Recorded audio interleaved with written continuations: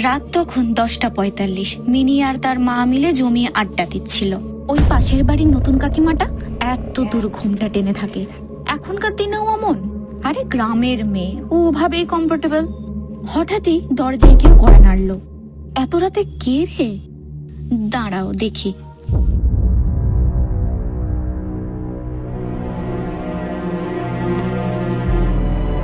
ওহো, নতুন কাকিমা। ও দিদি, একটু লবণ হবে গো? হ্যাঁ। এই মিনি, কি করছিস? রাতের বেলা হলুদ তারপর সাদা জিনিস দিতে নেই। ঢের রাখো তোমার কুসংস্কার, আমি দিচ্ছি। দাঁড়া, তুই জানিস না তোর পিসি রাতে ঠিক এভাবেই লবণ চাইতে কেউ এসেছিল। পিসি দরজাও খুলেছিল। তার পরদিন সকালবেলা তার ঘরের ভেতর তার শরীরে এক ফোঁটাও রক্ত ছিল না।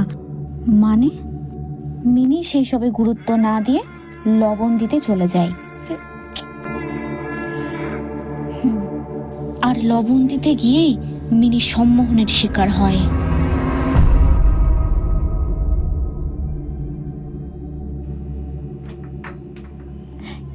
একি ঘরে ঢুকছো কেন? এই যে দিদি।